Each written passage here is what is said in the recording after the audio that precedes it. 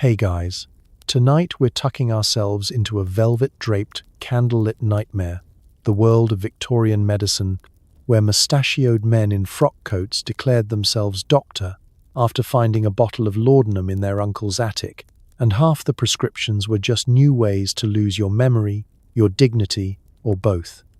That's right.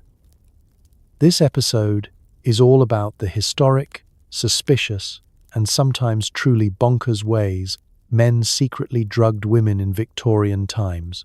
So before you get cozy, take a moment to like the video and subscribe, but only if you actually enjoy absurd history with a side of insomnia.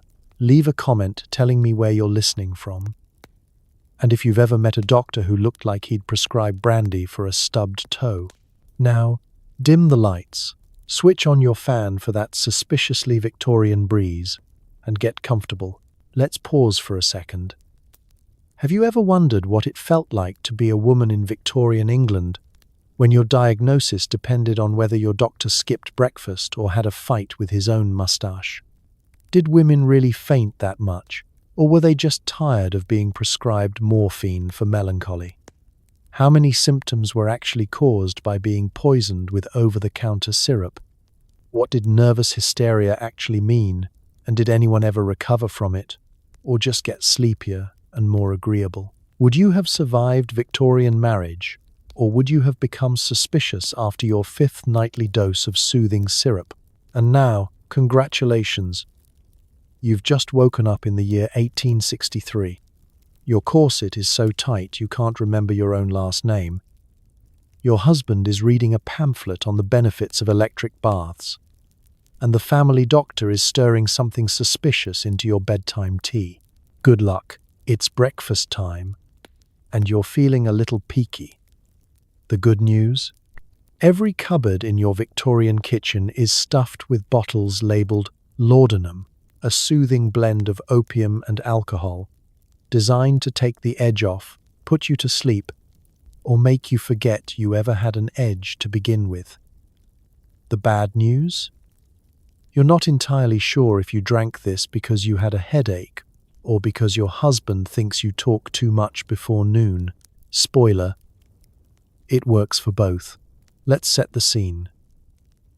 You shuffle to the pantry in your dressing gown, the floorboards creaking under the weight of ancestral bad decisions and too much furniture. Light streams through the window, picking out a fine mist of flour in the air, and, more importantly, glinting off at least 4 nearly identical bottles marked poison. For external use, except when the doctor says otherwise. Laudanum is everywhere. There's a bottle by the tea caddy, another on the mantel, a suspiciously sticky one next to the oatmeal, and a final backup under your pillow. There are also, now that you notice, no spoons left in the house. Every last teaspoon has mysteriously vanished. Presumably because everyone in your household has developed a medical need to take a little something with breakfast, lunch, and a robust handful before bed. Even the cat looks suspiciously drowsy. Your husband swears he only uses laudanum for his bad nerves. Translation: taxes are due, the neighbors are getting ideas, and you rolled your eyes at his Shakespeare quote. The children are not allowed, officially. But sometimes you notice your teenage daughter is a little too calm about algebra, and your son's new fort-building project involves a suspiciously well-padded pile of sofa cushions and the remains of a sticky medicine bottle. You pour yourself a measured dose, half a teaspoon, maybe a full one if you're feeling especially emotional about the price of eggs, and swirl it into your morning tea. The taste is what you'd expect if licorice, regret, and cough syrup threw a party in your mouth. You wonder how many people actually know what's in this stuff. Spoiler: nobody cares. If you start asking questions, someone will hand you a pamphlet called The Virtues of a Docile Wife. It's not just your house. Down the street, Mrs. Featherstone attributes her winning streak at cards to a drop before breakfast and a dash before bed. The local vicar's wife always looks suspiciously contented during the sermon, gently nodding along as if she's just heard a joke no one else got. At the bakery, the woman behind the counter is listing sideways and humming a song that you're almost positive only exists in her own head. Laudanum is the invisible fifth guest at every table, the secret ingredient in every successful Victorian morning. But let's not pretend this is all unintentional. The Victorians weren't exactly subtle about it. Laudanum is sold openly, cheap as jam, and twice as popular. Doctors prescribe it for everything: coughs, cramps, female hysteria, nerves, general complaints, and occasionally needing to sit quietly for 5 minutes. You could go to your physician and complain of existential dread, and he'd hand you a bottle of laudanum, a reassuring pat on the shoulder, and absolutely no instructions for what to do if you run out of teaspoons. Some mornings you try to skip your dose just to see what will happen. Suddenly the world feels sharper, the wallpaper is too loud, and your husband's voice grates across your nerves like an out-of-tune piano. By lunchtime, you find yourself wistfully remembering how easy it was to simply float through the day, letting the world happen to you while you drifted gently in and out of focus. The Victorians call it taking the edge off. You're beginning to suspect it's just Victorian code for this entire era is too much to process while sober. The great irony is, nobody seems to mind the side effects. Blurred memories? That's called peace of mind. Napping through dinner? Digestive rest. The spoons, of course, will continue to disappear. Pilfered by anyone in need of a moment's oblivion, before facing the next round of afternoon visitors, endless chores, or the crushing realization that your doctor's best advice is to keep calm, carry on, and don't ask what's in the bottle. Congratulations! You've survived another morning in a world where laudanum is easier to find than a fresh egg, and no one ever asks where all the teaspoons have gone. You can't make this up, and honestly, you probably wouldn't remember it anyway. Let's talk about the medical phenomenon that launched 1,000 fainting couches. Any sign of emotion, boredom, or independent thought? Congratulations, you have nervous hysteria. It's the Swiss Army knife of Victorian medicine, guaranteed to get you a prescription for something with a name like soothing tonic, which is 80% brandy, 10% opium, and 10% wishful thinking. You wake up feeling well, anything, and suddenly the household goes on high alert. Did you sigh at breakfast? Hysteria. Did you look out the window a moment too long, perhaps contemplating the meaning of life or simply how many times you can reuse a handkerchief before it walks off on its own? That's hysteria. Did you raise an eyebrow at your husband's suggestion that reading novels leads to fever? You're positively erupting with symptoms. In Victorian England, emotional range was viewed as the early warning sign of a complete psychological meltdown. Or, as your family physician put it, acute female derangement of the nerves. The best part? You don't even get a say in the matter. The entire concept of hysteria is less about your health and more about the comfort of everyone else in the house. Are you too lively at dinner? Hysteria. Too quiet? Double hysteria. Your existence, it seems, is a constant tightrope walk between appropriately delicate and time to call the doctor. And call the doctor they do. He arrives in a cloud of pipe smoke and self-importance, clutching his bag full of patent medicines and a copy of his own memoirs. He asks you approximately 2 questions. Are you feeling nervous? And would you like a sedative or a stronger sedative? Before scribbling out a prescription for his favorite soothing tonic, the secret recipe. Well, it's mostly alcohol, a dash of laudanum, some herbal something or other, and the medical equivalent of crossing your fingers. After your first dose, you feel pleasantly fuzzy. By the second, you're not entirely sure what the original complaint was. By the end of the week, you could probably sleep through a brass band rehearsal. The cure for hysteria, it turns out, is basically a chemical vacation from yourself. a vacation you didn't book and can't really end early. The real genius of hysteria as a diagnosis is how convenient it is for everyone else. Husbands, mothers-in-law, even the vicar, everyone seems to have an opinion about your condition. Your fainting spells are met with knowing looks. The household staff starts whispering about which sofa is the most comfortable for your next dramatic collapse. And heaven forbid you try to protest. Questioning your treatment is, of course, further proof that you're simply too excitable to be trusted with your own brain. Even the furniture gets in on the act. No Victorian parlor is complete without a fainting couch. A chaise longue positioned in the most visible corner, ready to cradle any lady felled by the twin afflictions of emotional honesty and tight corsetry. If you were a truly daring soul and tried to talk about politics, someone would press a handkerchief to your brow and gently urge you to think of your nerves. The more things you notice about your own life, the more rest and tonic you're given, until all you can do is stare at the wallpaper and try to remember what year it island.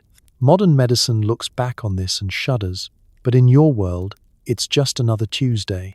You wonder if men ever get diagnosed with hysteria. Spoiler, they don't. They get overworked and sent on fishing holidays. The punchline, of course, is that by the time your hysteria improves, you're too sedated to care that it never really existed in the first place. You can't make this up, and even if you could, the doctor would probably prescribe something to help you forget. You're having trouble sleeping. Who isn't? Enter the Victorian solution. A teaspoon of soothing syrup. It's marketed for children, but honestly, everyone's using it. The ingredients? Morphine, chloroform, sugar, and the vague promise that you'll wake up feeling less opinionated. It's late evening, and you're staring at the ceiling, mind buzzing with the worries of a standard Victorian household. Unpaid bills, creaky floorboards, whether your hat is out of fashion, and the faint suspicion that your neighbor is hiding a pet goat in the cellar. You just want a decent night's sleep, but sleep, in this era, is less of a restful retreat and more of a battleground fought with heavy artillery, namely, a bottle of syrup so sweet and potent that it could put a horse into a light coma. You pad to the nursery, ostensibly to check on your youngest, but really because you know the family's secret weapon is hidden on the high shelf. Mrs. Winslow's soothing syrup. The label is charming, gentle colors, smiling babies, and bold claims of calm and tranquility for the most restless child. You glance around, no one's watching. After all, in Victorian times, it's not just children who are restless. You pour a spoonful, marveling at how syrupy medicine has become the backbone of both discipline and self-care.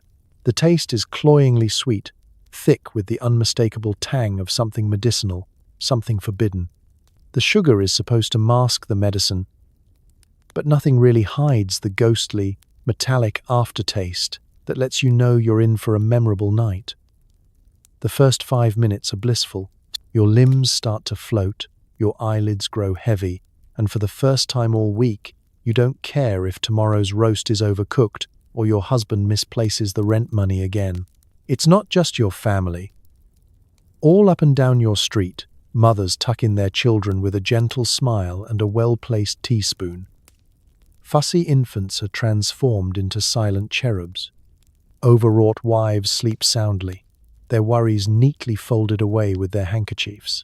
Even the elderly, those grizzled survivors of earlier centuries, have joined the cult of the syrup. After all, why endure a sleepless night when a single dose can knock you out cold? And in style. The real scandal isn't just the syrup's effectiveness, it's the complete lack of curiosity about what's in it. Most people trust the soothing branding, never wondering why the baby stops crying quite so fast, or why Aunt Millie has been resting since Monday afternoon. Ask your doctor, and he'll assure you it's perfectly safe. Ask your chemist, and he'll wink, quietly offering you the stronger bottle, the one he keeps behind the licorice pastilles. You know, just in case you're having a particularly difficult week. Of course, every so often someone in the household tries to resist. "I'd rather not take the syrup," you might say, bravely. But after one night spent staring at the ceiling, listening to the wallpaper pattern gently pulse, you find yourself reaching for that bottle again, quietly grateful for the chemical vacation from consciousness. The alternative, after all, is spending the night with your own thoughts, a fate no Victorian would wish on their worst enemy. You suspect the only real winner here is the syrup manufacturer, who is quietly cornering the market on compliant households. The women are silent, the children are easy to manage, and the men don't have to listen to anyone talk about their feelings. Soothing syrup isn't just a medicine, it's a lifestyle, an entire domestic philosophy summed up in one sticky, sleep-inducing bottle. So tonight, as you drift into syrupy slumber, you're not just escaping another exhausting day. You're living proof that, in Victorian England, sometimes the sweetest things in life are best enjoyed with a little plausible deniability and a lot of sugar. Good luck finding your way back to breakfast. It's time for your daily marriage medicine, a mysterious powder your husband adds to your tea with all the subtlety of a magician palming a coin. He claims it will help your nerves. You wonder if it's just code for "please stop asking questions about my business trip to Brighton." You watch as the white powder swirls and disappears into your cup, an alchemical trick that's become as routine as buttoning your boots. No one really asks what's in it, least of all you. This is Victorian England, after all, where marital harmony is prized above almost anything, including your own memory of the last conversation you had before tea time. The medicine your husband insists is prescribed by Dr. Abernathy, a man who always smells faintly of brandy and keeps his office stocked with more patent medicine than books. At first, you believed it really was for your nerves. You had noticed yourself growing a little anxious, perhaps because your corset is so tight you can hear your ribs arguing, or maybe because the only topics allowed at dinner are the weather, Queen Victoria's latest hat, and how pleasant it is not to talk about politics. The medicine arrived right on schedule, just as your husband began referring to your perfectly ordinary opinions as episodes. It's strange how having a mind of your own is suddenly a treatable medical event. The effects of your daily dose are subtle at first. Your anxieties do seem to fade, right along with your enthusiasm for reading, walking briskly, or remembering why you ever questioned your husband about that mysterious hotel receipt. The world becomes soft around the edges. Your days take on the pleasant blur of a watercolor painting, and the only thing you really want to do is take a nap. It's not unpleasant. In fact, it feels a little like being gently erased. Your friends, of course, are all on the same prescription. You notice the changes in them too. The once lively Mary, who now agrees with everything her husband says. The irrepressible Agatha, whose laughter has grown soft and polite. And the sharp-tongued Clara, who hasn't finished a sentence since Christmas.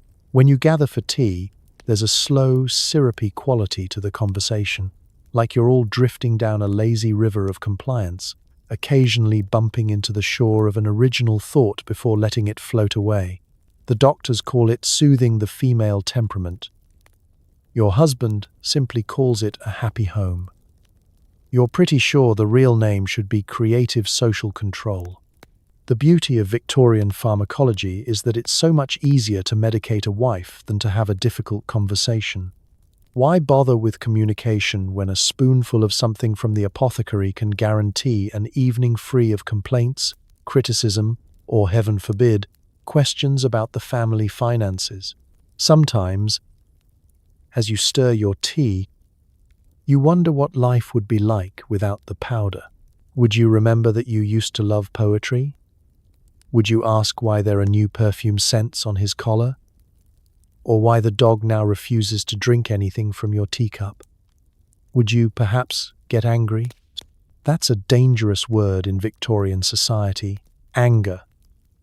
The kind of thing that gets you labeled hysterical, which, conveniently, is just another reason for a higher dose. And so, each day continues, as the ritual of tea and powder weaves its way into the fabric of your marriage.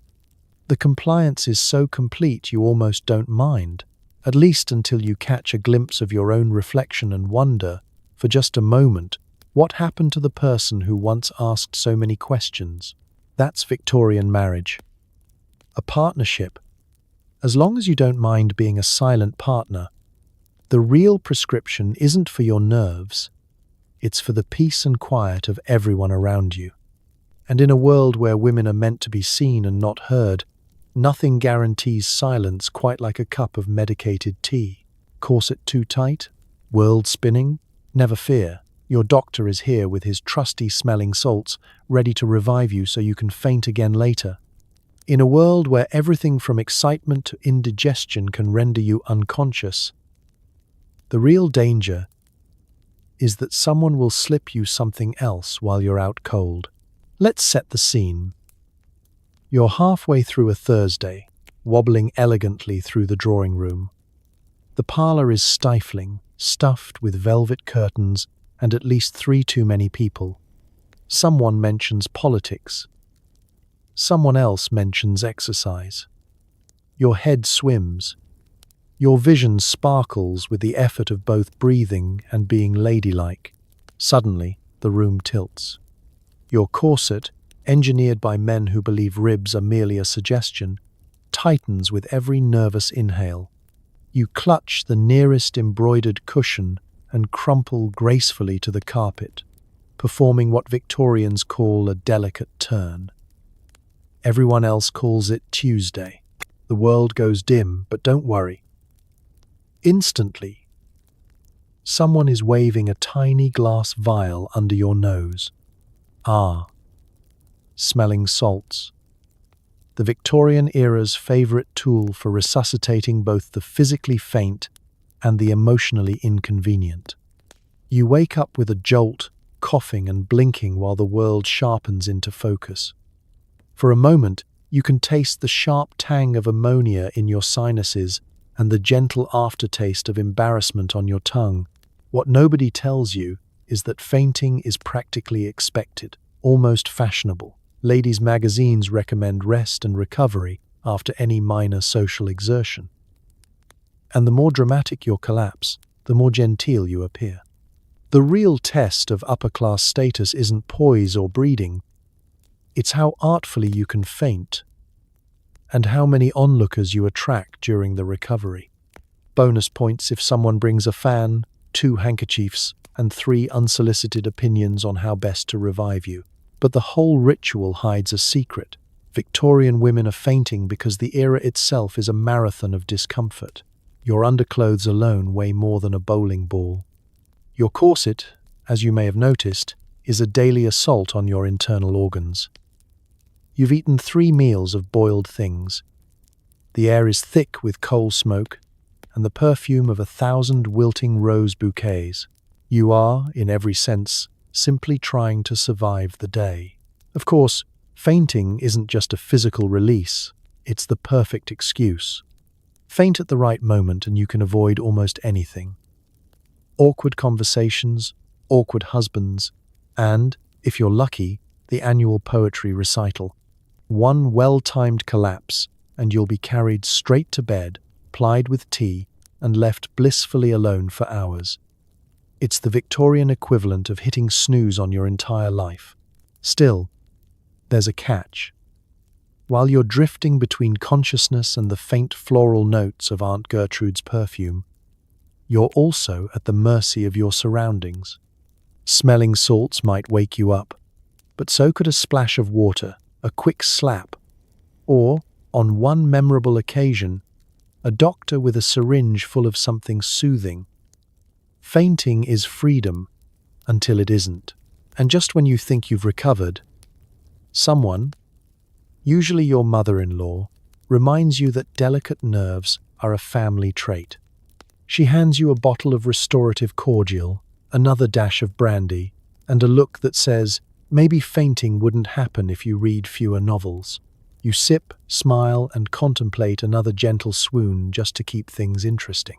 By evening, you've fainted, recovered, been medicated, and have learned to treat smelling salts like an extra accessory right alongside your brooch and gloves.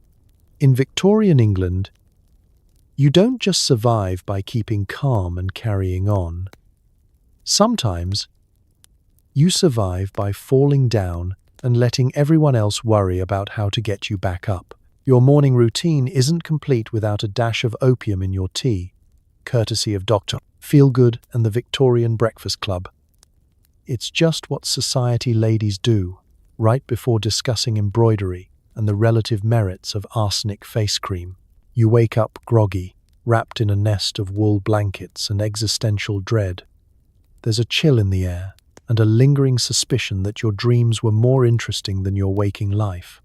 Downstairs, the breakfast table is already set, gleaming with silver spoons, somehow not yet borrowed for laudanum doses, and the gentle clatter of porcelain.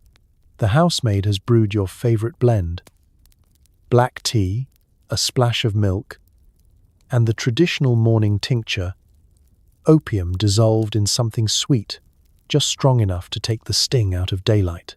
The Victorians don't really have coffee culture, they have opium culture, and everyone's in on it. You glance across the table at your mother-in-law, who is already smiling beatifically into her teacup. She says it's for her nerves, your eldest daughter says it's for her studies, your neighbour, Mrs. Chubb, claims opium is the only thing that lets her tolerate the local vicar's endless sermons about the dangers of dancing. The men claim not to indulge, but everyone knows half the parliament is running on a mixture of gin, tobacco, and at least one secret bottle under the desk. Breakfast itself is a subdued affair. The conversation is soft, the lighting gentle, and everyone's eyelids are just a touch too heavy. The family cat saunters in and curls up by the stove, wisely avoiding any food left too close to the medicine tray. Someone asks if anyone slept well. There are long pauses and vague, dreamy nods. Someone giggles at a joke that doesn't quite land, and someone else forgets the end of their sentence halfway through. This, apparently, is peak health. Doctors are only too happy to recommend opium as a morning pick-me-up. The local physician prescribes it for female complaints, male anxieties, overwrought nerves, and pre-luncheon irritability. You sometimes wonder if he gets a bonus for every household that manages to make it through breakfast without raising their voice or remembering what they meant to say. The local apothecary can barely keep up with demand. And why should he?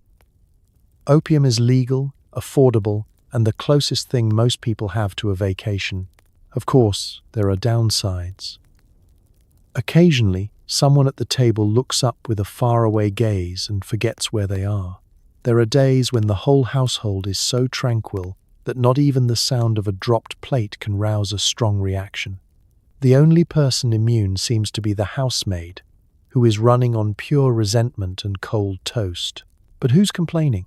In Victorian England, the alternative to a chemically assisted breakfast is facing your day stone-cold sober, with all the joys of coal dust, endless chores, and neighbours who want to discuss the finer points of wallpaper pattern selection. It's not a world for the fully awake. So you stir your tea, take another slow sip, and let the edges of reality blur pleasantly. There's embroidery to do, social calls to make, and an entire day to survive without ever raising your voice above a gentle murmur. The real secret of Victorian society isn't just in the manners or the fashion, it's in the opium, quietly smoothing every rough morning into a gently smiling haze. And if you're lucky, you'll remember at least half of what happened before lunch. But honestly, in a world where breakfast comes with a built-in escape hatch, maybe that's exactly the point. You've got a cough. Here's the good news. Your cough syrup contains exactly 0 medicine and a whole lot of morphine. Here's the better news. After your second dose, you don't care if you cough at all. It's a rainy morning in Victorian England, and you wake up hacking. Maybe it's the coal dust, maybe it's the damp walls, or maybe you just made the grave mistake of breathing in the city. Either way, your family immediately springs into action, not with concern, but with enthusiasm for their favorite solution: the household cough syrup. It's not just any remedy.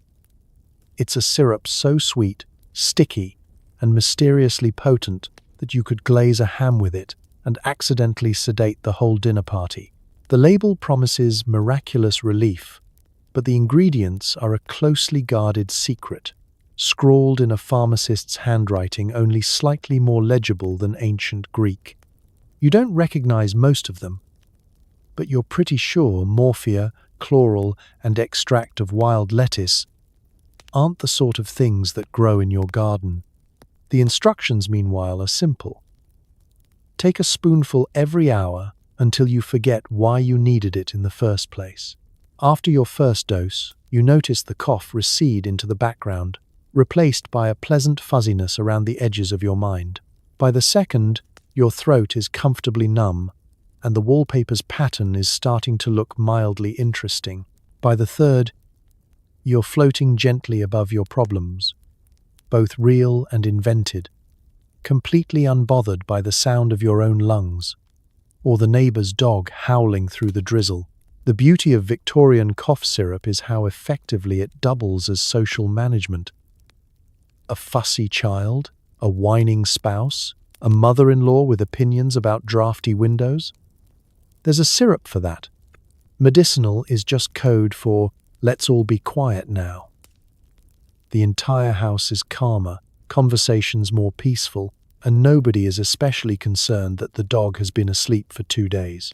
The chemist, of course, is happy to refill your bottle, no prescription necessary, no awkward questions. In fact, he might even offer a sample of his latest blend, guaranteed to soothe coughs, nerves, and the urge to mention politics at supper.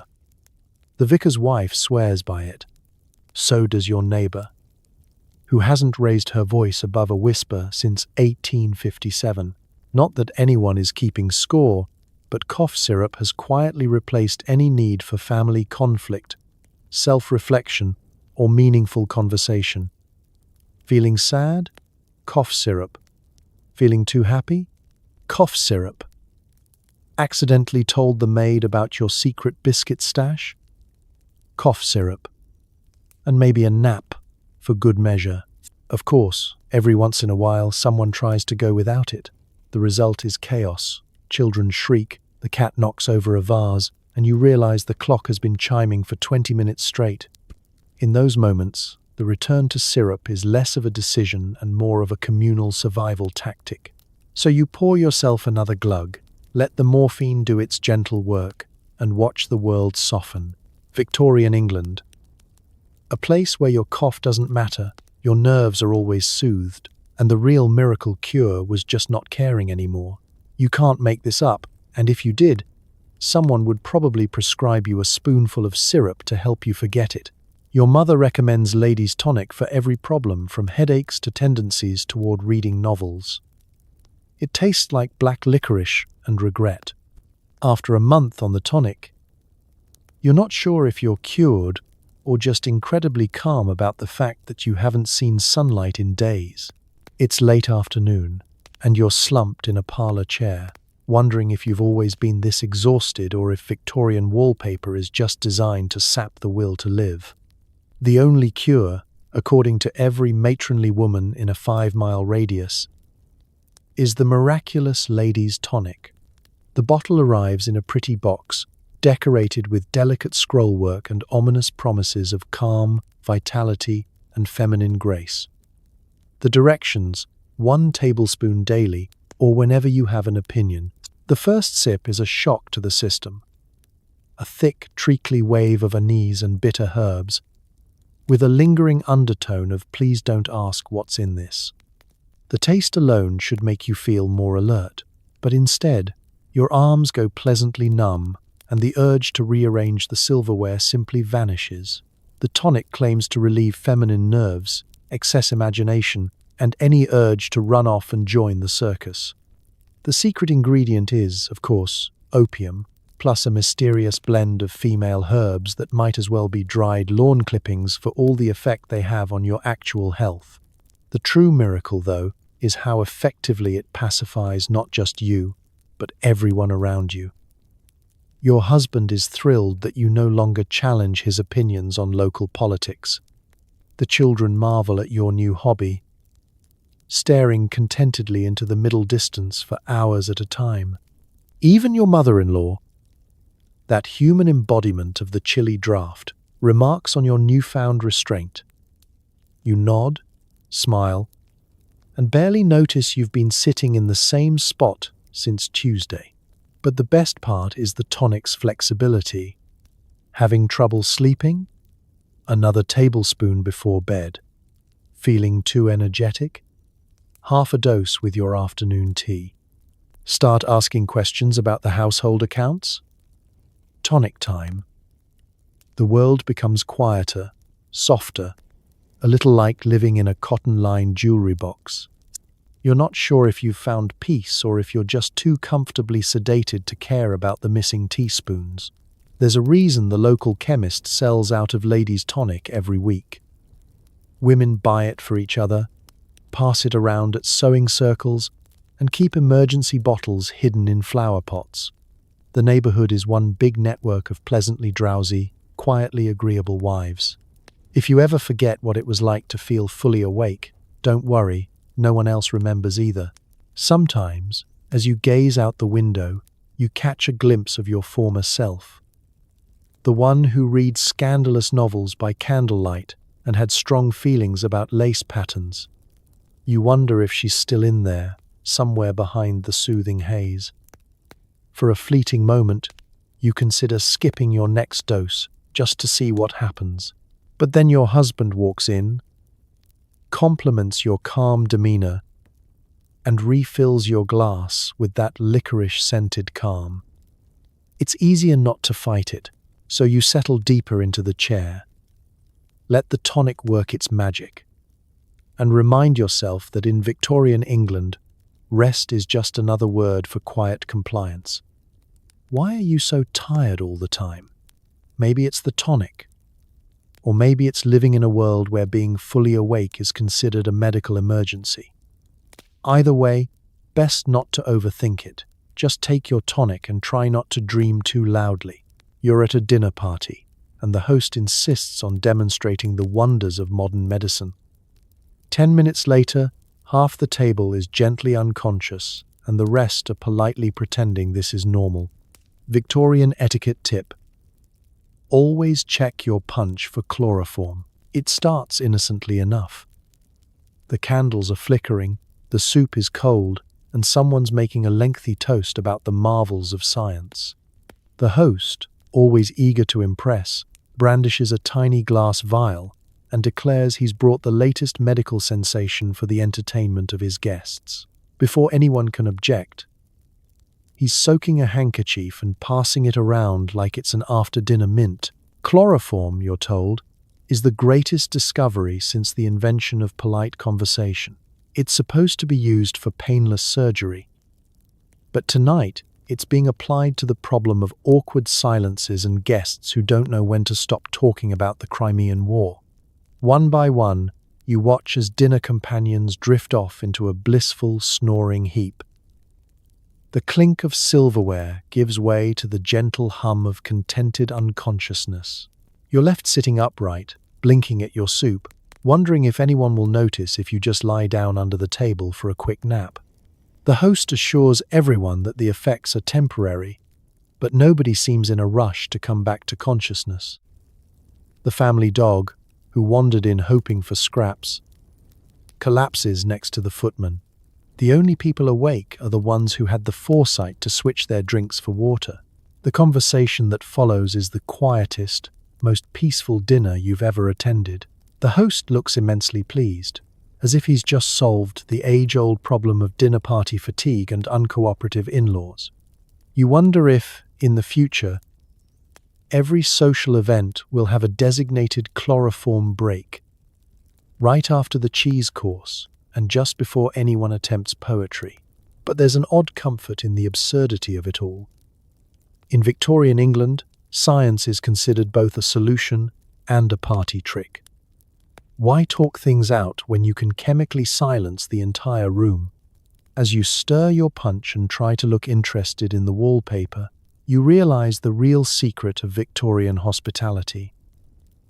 If the guests get too lively, there's always a remedy to bring things back down to a manageable, somnambulant murmur.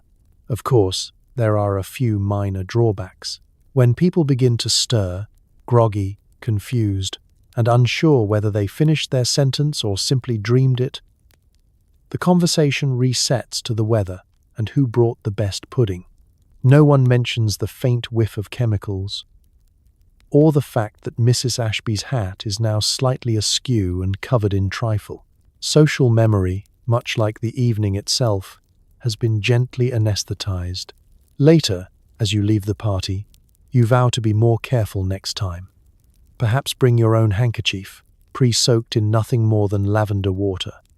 Maybe, just maybe, decline the modern demonstration and opt for the old-fashioned solution, pretending you have an urgent headache and leaving before dessert.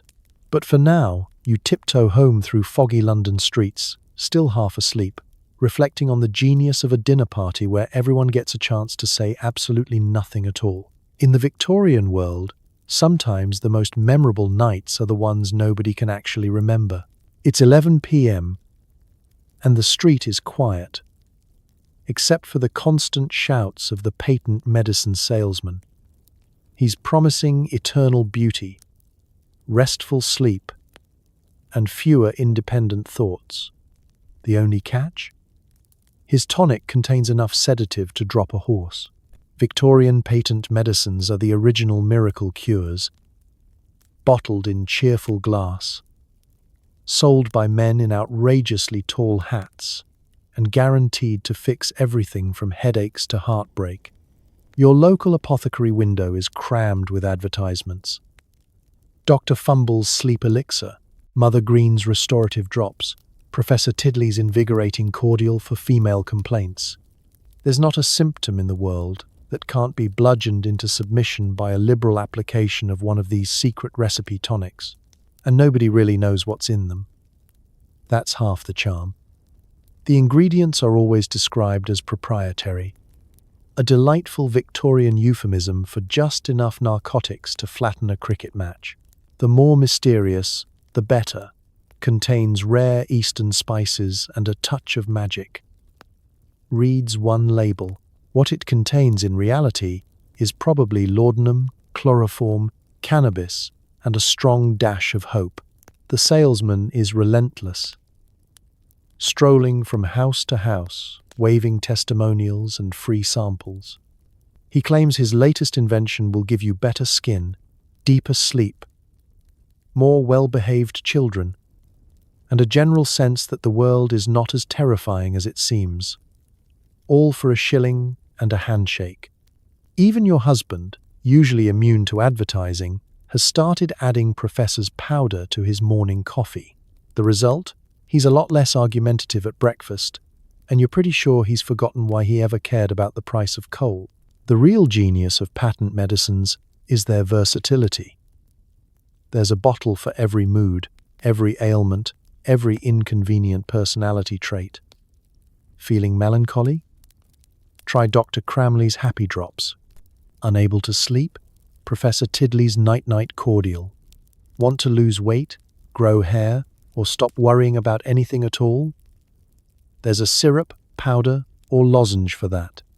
The only thing they can't cure is skepticism, and that, too, can be softened with a strong enough dose of something syrupy and pink. The side effects, of course, are legendary. Napping at odd hours, forgetting where you put the cat, and waking up to find you've agreed to host next week's sewing circle. Not that anyone minds.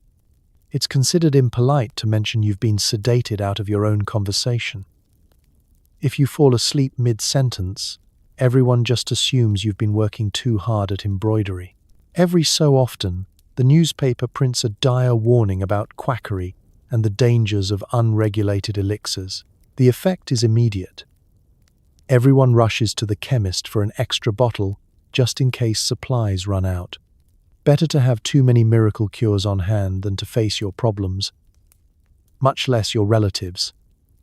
Sober, so you take your nightly draught, ignore the taste, somewhere between cough syrup and forgotten celery, and let yourself float gently away from the cares of the world.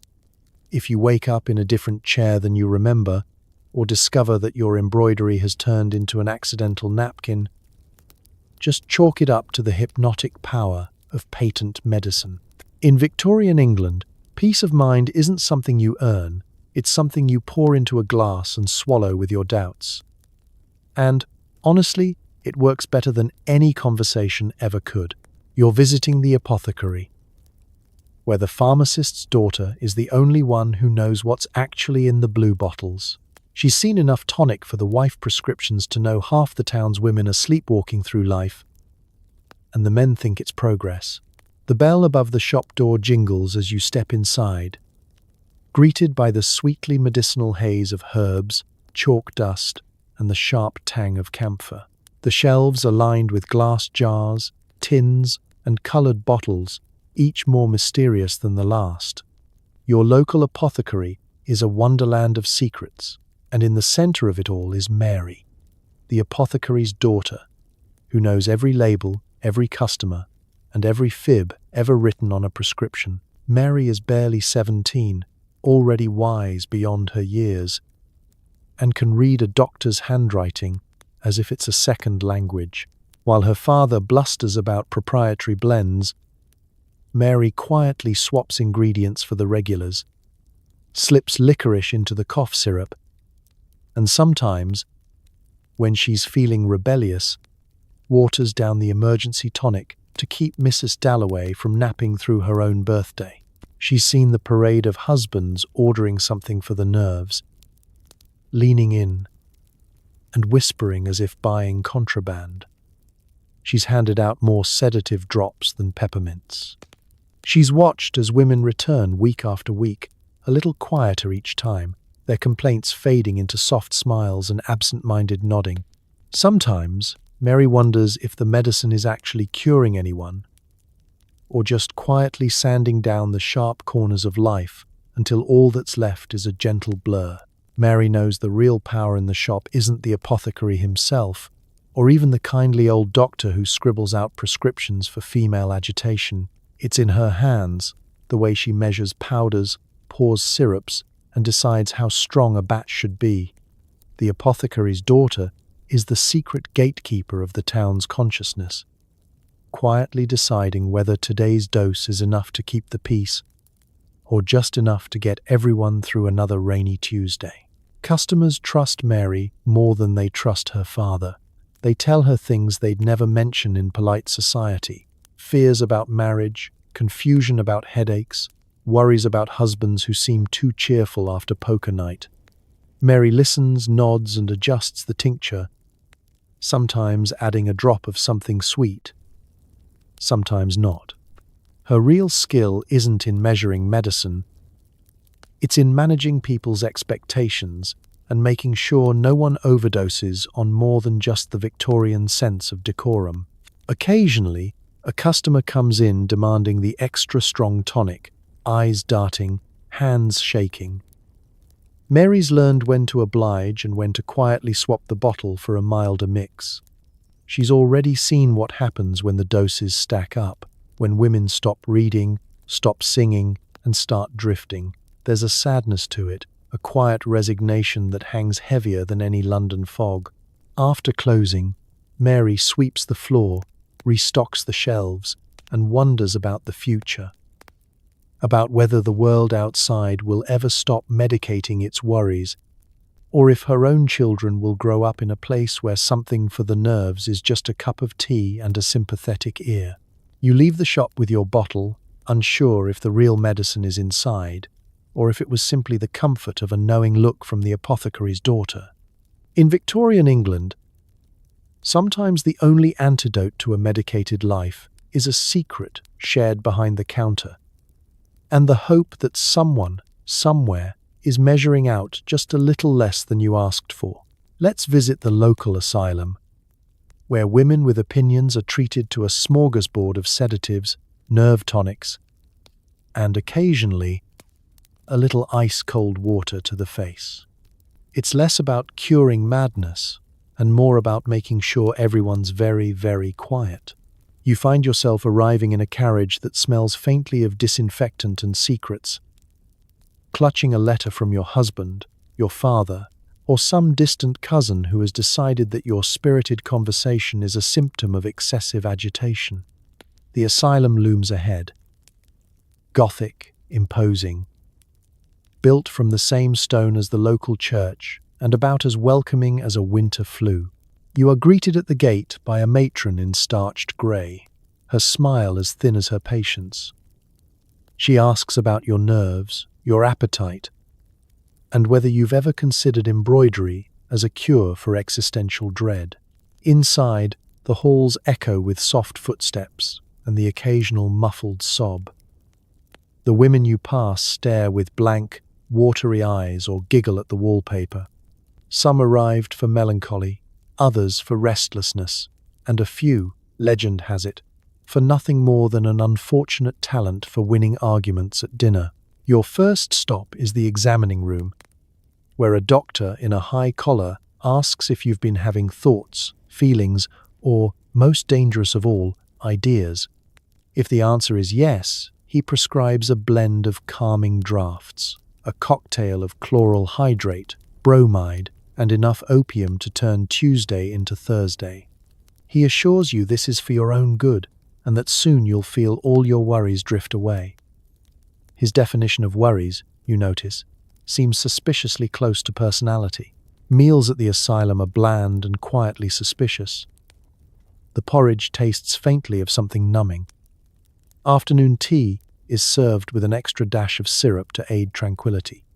Most of the women spend the days in a gentle, docile fog, knitting misshapen scarves and watching dust motes. The staff praises the calming atmosphere, which is really just code for everyone being too medicated to complain about the draft. Therapies range from the useless to the unhinged. There are hours of compulsory rest, punctuated by moral baths, ice cold, to subdue the excitable, and spinning therapy, which is exactly what it sounds like. A doctor literally spinning you in a chair until you're too dizzy to think, much less protest. You are encouraged to write in a journal, but only about flowers, sunsets, and how grateful you are for all the peace and quiet. Should you show signs of recovery, meaning should you become very silent, very agreeable, and capable of sitting through afternoon tea without mentioning the existence of politics or poetry, you might be allowed home, with strict instructions to continue your medicine and avoid all sources of excitement. Your family greets your return with relief. So calm now. Such a pleasant disposition. No one asks what you left behind in the asylum, or if you still have any opinions at all. By the end of your stay, you realize the real treatment isn't for illness, it's for the inconvenience of being inconvenient. In Victorian England, the cure for talking too much is silence, and the surest prescription is whatever keeps you quiet. If you're lucky, you remember who you were before the tonics and the cold baths. If not, at least you'll be too tranquil to care. You're settling in for bed. Your husband pours you a glass of wine and hands you a dropper of laudanum just to help you sleep. The only thing you remember is that you once liked reading, but now you can't focus past chapter 1. The fire is burning low, the house is hushed, and your slippers are lined up in a perfect row by the hearth. You've made it through another day of polite conversation, mysterious powders in your tea, and the low-grade existential terror of realizing you can recite every word of the vicar's last 3 sermons. Now, with the lamplight flickering, it's finally time for your evening routine, a phrase which, in Victorian England, is code for whatever gets you unconscious the fastest. First comes the wine. It's not the good stuff. Nobody remembers where it came from. And it's possible the bottle was once used to store turpentine. Still, it's sweet, warm, and does half the work. Next comes the laudanum in its little brown glass bottle, with the dropper that always seems to dispense a little too much. Your husband watches with the air of a man who believes he's a medical professional simply because he once read a pamphlet on restorative sleep for the female mind. He doles out your dose, swirling it expertly into your wine glass with the confidence of a bartender and the subtlety of a circus magician. You take your first sip and feel the world slow. The familiar edges of your thoughts begin to blur. There's a book waiting on your nightstand, one you've read a dozen times but somehow never finished. You try to focus on the first chapter, but your eyelids begin to droop. Your bookmark drifts to the floor, and your mind floats off on a gentle cloud of poppy and grape. The plot thickens, the characters muddle, and you have a vague sense that the heroine is about to make a decision. But you'll never know what it island. Tomorrow, you'll pick up the book again and start from page 1, a literary Sisyphus, eternally defeated by the family prescription. Outside, the world grows quiet. Even the cat has retreated to a dark corner, curled up in the soft haze of household sedation. The house itself seems to exhale, relieved to be released from a day's worth of unspoken grievances and quietly suppressed opinions. Your mind drifts, dreamlike, across a mental landscape dotted with half-remembered conversations and forgotten to-do lists. You consider, for a moment, what it would feel like to fall asleep unassisted. No syrup, no wine, just the gentle surrender of an unmedicated mind. But then you remember the week you tried that, and how it ended with you wide awake at 3 a.m, contemplating the wallpaper's deeper meaning. The Victorians treat sleep like a competitive sport. The goal is not just to fall asleep, but to do so faster, quieter, and more gracefully than everyone else in the house. Every night, there's an unspoken contest. Who will succumb first to the powerful embrace of chemical tranquility? The losers are left awake, wandering the halls, envied by no one. The winners never remember winning. As you drift off, book still open on your lap, your last clear thought is the pleasant realization that you no longer care what happened to the heroine, or indeed, to yourself. In Victorian England, the best bedtime story is one you'll never finish, and the best sleep is the one you don't remember at all.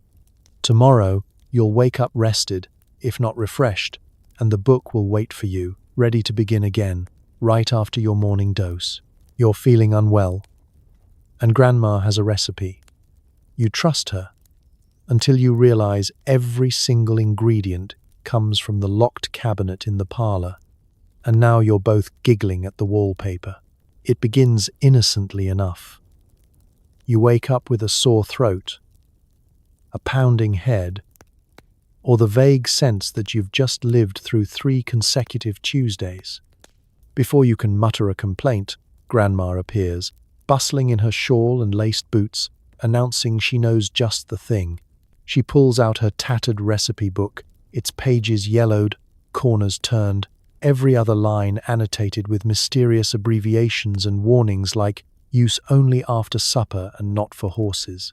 You watch, half amused, as she lines up the household remedies on the kitchen table. There's a syrup for your cough, a cordial for your nerves, a powder for the vapors, and something in a blue bottle that smells like licorice and midnight regrets. Most of these concoctions are homemade, passed down through the generations like family secrets or questionable wallpaper. Grandma measures everything by the teaspoon, except when she's feeling generous and swaps the spoon for a ladle. She starts with the basics: honey, lemon, a dash of vinegar, and a warming spice that suspiciously resembles clove-infused brandy. Then come the more curious additions: a drizzle of laudanum for rest, a pinch of opium for peace of mind, and, if you're truly suffering, a few drops of ether just to take the edge off. You begin to realize that in Victorian England, The real family heirloom isn't the silver cutlery. It's the ongoing tradition of gently drugging the ill back to cheerful compliance. By the time she's finished, the kitchen smells like a cross between an apothecary and a pub. She hands you a steaming cup with the same look she used to give you when you scraped your knee as a child. You trust her, of course. Grandma survived the Crimean War, 4 husbands, and the Great Lice outbreak of 1857. If anyone knows how to treat a little discomfort, it's her. You take a sip. It's sweet, spicy, and slightly numbing. After the second gulp, you feel a warm fuzziness spread through your limbs. Grandma, meanwhile, takes a medicinal dose herself for solidarity. The next thing you know, you're both giggling over the pattern in the wallpaper, convinced you see Queen Victoria winking at you from behind the paisley. By the time the rest of the family comes looking, they find you both slumped in armchairs, content, quiet, and blissfully unaware that anyone else exists. The real beauty of Grandma's remedies is their adaptability. Trouble sleeping? Double the dose. Nervous about the neighbors? Add more opium. Too energetic? Try her relaxing cordial, which is basically just sherry with a fancy name and a dash of poppy. There is a solution for every ailment, provided you're willing to measure it out of a bottle kept firmly out of reach of the housemaid. Of course, the next morning, you may not remember exactly how you felt, what you drank, or why Grandma is still wearing your best bonnet, but you'll be rested, slightly dazed, and in no condition to complain. In Victorian England, there's no problem so big that a little family chemistry experiment can't solve it, at least until you run out of teaspoons. Doctor says you need rest, so you're confined to bed for weeks, forbidden from reading or talking, and plied with sedatives every time you twitch. It's less of a cure and more of a vacation from consciousness. It starts, as so many Victorian treatments do, with a vague complaint. You're out of sorts, feeling too lively, or perhaps you simply voiced an inconvenient opinion at supper. The family physician, summoned at the first sign of independent thought, arrives with his black bag and his air of infinite patience. He listens to your symptoms, which, by his reckoning, amount to being a little tired and far too interesting, and prescribes the latest fashionable remedy, the rest cure. The rules are simple. You are to remain in bed. Not just any bed, but the big, lumpy, horsehair-filled Victorian one that creaks like a haunted violin. Absolutely no stimulation is allowed. No books, no letters, no visitors who might accidentally make you laugh or think. Your days are a slow parade of staring at the ceiling, being spoon-fed beef broth, and counting the cracks in the plaster above your head. Of course, rest on its own isn't enough. The treatment is enthusiastically supplemented with nerve tonics, soothing powders, and, if you seem at all restless, an extra dose of laudanum in your tea. The nurse, hired to monitor your compliance, seems to take quiet delight in enforcing the rules. If you so much as reach for a magazine, she appears at your bedside like a warden, brandishing a bottle of bromide and a warning about the dangers of overexcitement. The days stretch endlessly. Morning blurs into afternoon. Afternoon disappears into a twilight nap.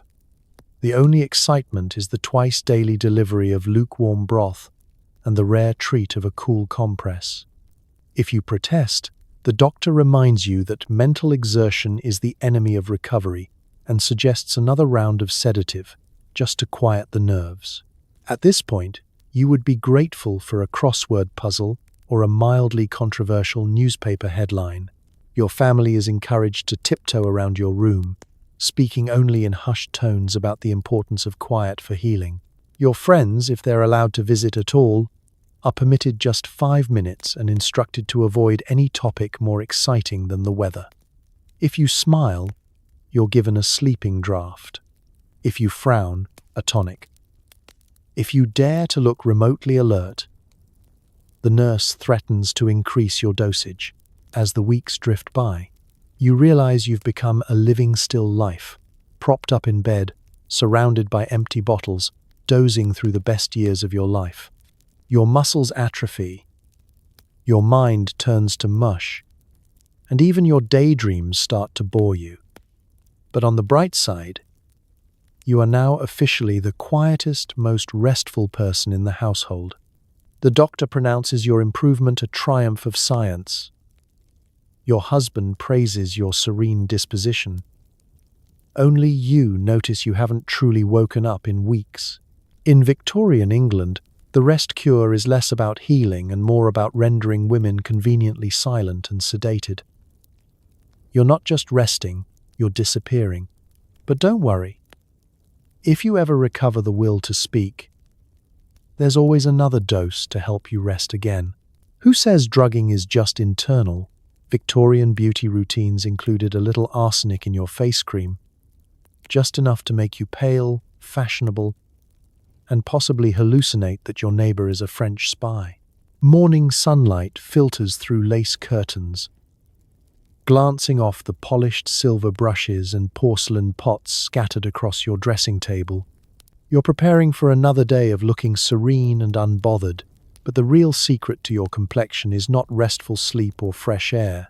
It's a complexion lotion that lists arsenic as its star ingredient. The jar promises translucent fairness and an ethereal glow, but you suspect it's also responsible for the occasional dizzy spell and your growing suspicion that the family portrait is winking at you. You smooth the cream over your cheeks, enjoying the subtle tingling and faint burning sensation. Every fashionable woman in your circle swears by the same regimen. A dab of arsenic in the morning, maybe a little belladonna to widen the pupils before dinner, and a quick sweep of lead powder before social calls. The goal? To look as delicate and ghostly as a marble statue, and hopefully to avoid fainting in public unless it's artfully timed at a garden party. The beauty manuals insist that a pale face signals refinement, purity, and the kind of mysterious fragility that makes men rush to offer smelling salts. What they fail to mention is that you're also signing up for chronic fatigue, splitting headaches, and the risk of glowing in the dark if the moon hits you just right. Still, the compliments are worth it. You look positively ethereal. Someone coos at tea as you try not to tremble while lifting your cup. It's not just face cream. Arsenic wafers are sold at the chemist as a daily supplement, advertised to young women desperate for lily-white skin. The side effects, nausea, numb fingers, a slight tendency to mistake hat stands for relatives, are downplayed as signs the beauty is working. Your friends share recipes for homemade lotions, mixing just enough poison to bleach freckles but not so much that you're carried off in a dainty swoon. It's a delicate science, like baking, only with a much higher chance of hallucinating that your wallpaper has secrets. The real trick is keeping it all a secret from the men. Husbands are encouraged to believe your perfect skin is a gift from nature, or perhaps the result of an early morning stroll, never mind that you haven't been outside in weeks. You hide your jars under a lace handkerchief, your arsenic wafers in an empty biscuit tin. If anyone asks about your colorless lips or shadowy eyes, you blame the strain of entertaining. Sometimes you catch your reflection and wonder what your grandmother would think. She survived the pox and 2 famines, armed with little more than pig lard and the occasional lemon. You, on the other hand, are risking chemical warfare for the privilege of looking like you've never seen sunlight. You consider skipping the cream just once, but then the neighbor's daughter arrives, her skin positively radiant, her pupils wide as saucers, and you remember there's always someone paler waiting to steal your thunder. So you carry on, painting yourself with a potion best left in the chemistry lab, bracing for the compliments and ignoring the tingling in your fingertips. In Victorian England, beauty isn't just skin deep, it's skin dangerous. The price of pale perfection is high, but at least you'll be remembered as a glowing example of good taste, and possibly the subject of a future medical case study.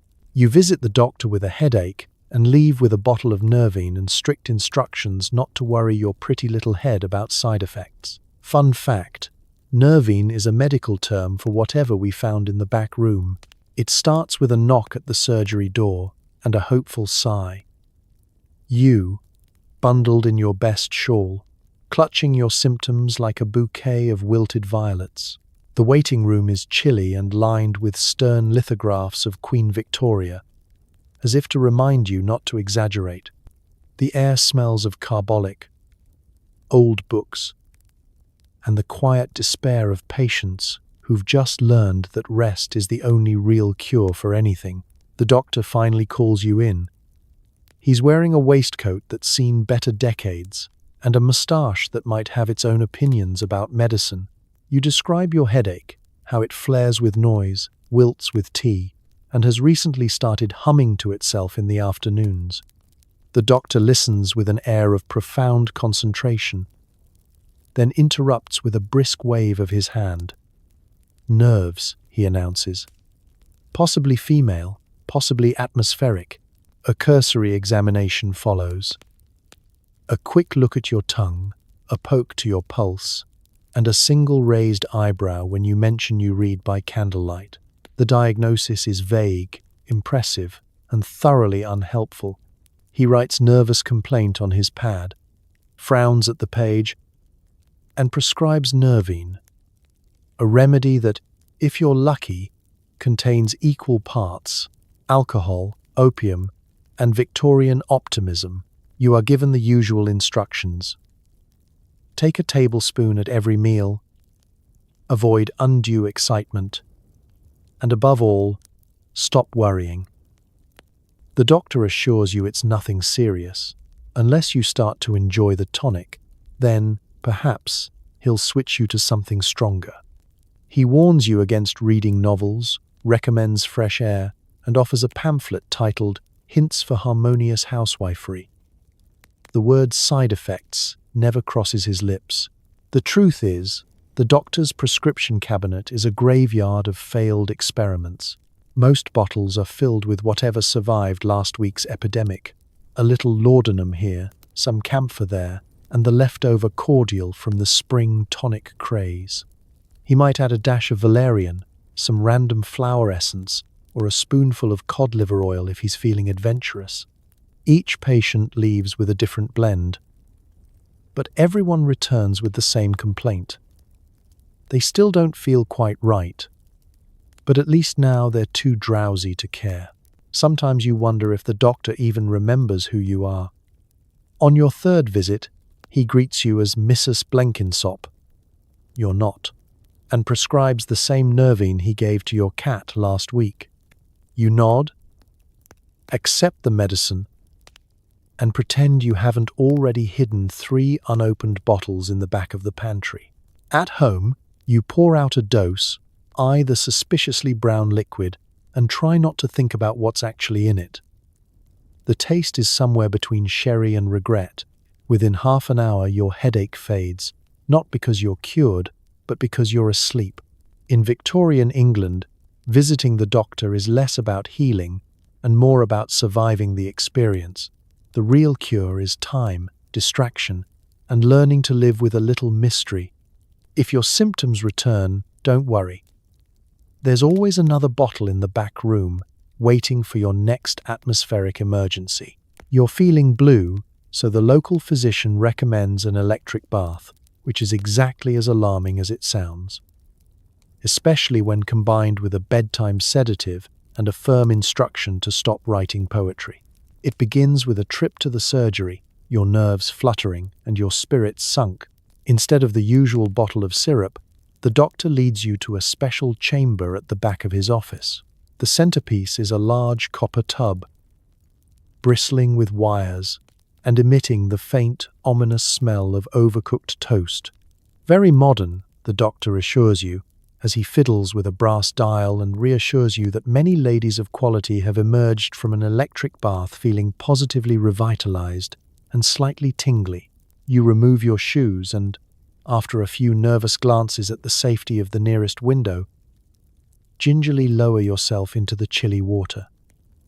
The nurse hands you a wooden rod to grip for grounding purposes, which seems only slightly reassuring.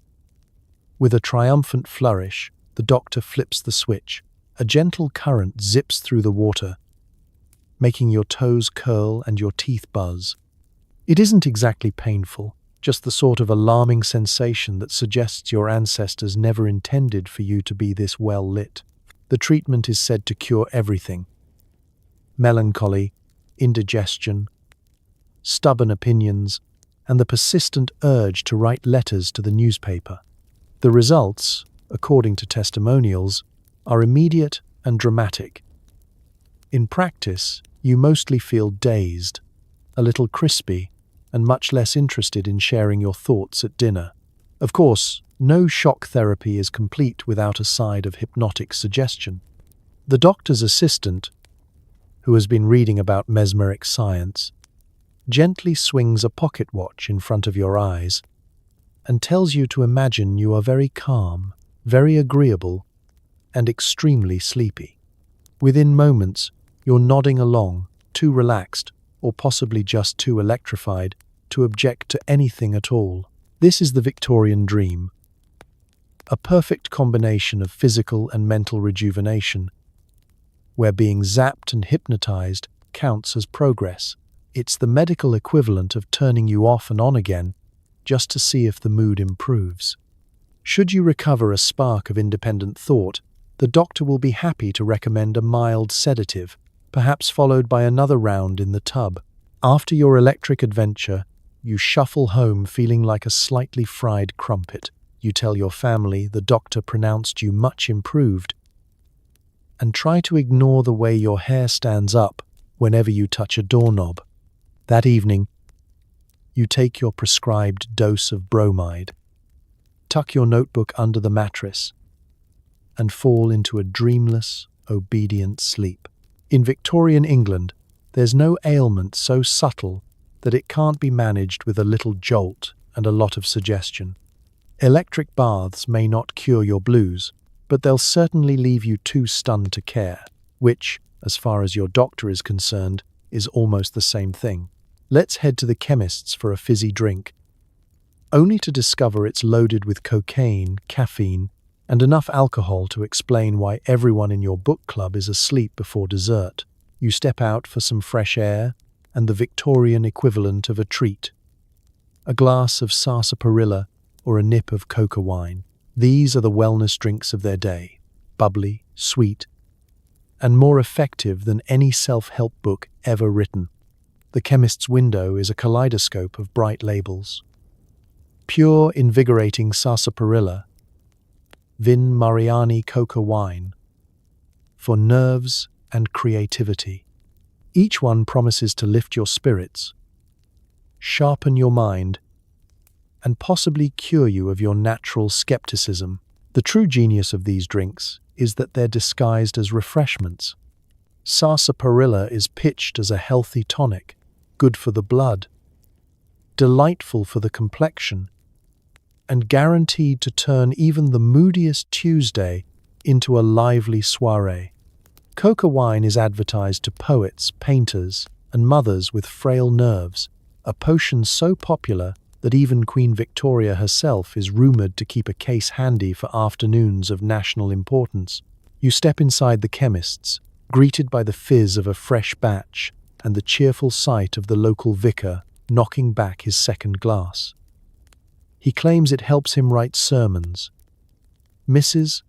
Featherstone is sipping hers with a dash of lemon and a look that says she's not going to remember much of the next hour. The children, yes, children, are begging for another taste, and nobody bats an eye because it's medicinal. The real secret, of course, is that these drinks are less about health and more about coping. Feeling anxious? Try a double.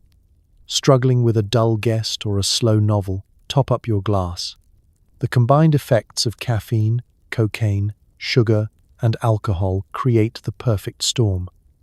First you feel energetic, then euphoric, then, at book club, blissfully indifferent to whether anyone actually finished the assigned chapters. The side effects are hilariously underreported. Sleeplessness just means you have more hours to clean the silver. Odd dreams? Perhaps you're simply inspired. Slight tendency to lose track of the conversation? Not a problem, since everyone else is floating through their own medicinal haze. The only real complaint comes from the cat, who's tired of being asked to recite poetry by a room full of women riding the fizzy, caffeinated wave. You marvel at how quickly beverage-based medication becomes a social necessity. Invitations to tea now include the phrase, "Will you be bringing your own bottle?" Dinner parties end with empty glasses, dizzy guests, and the occasional spontaneous nap. No one remembers who said what, but everyone agrees it was an excellent evening for one's health. As you stagger home, slightly wired, faintly tipsy, and not at all concerned about the work piling up for tomorrow, you reflect on the ingenuity of Victorian medicine. Why swallow a bitter tonic when you can drink your troubles away with bubbles and a medicinal smile? In Victorian England, health comes in a glass. Wellness is a matter of opinion. And the only real rule is to never ask what's in the punch. Cheers.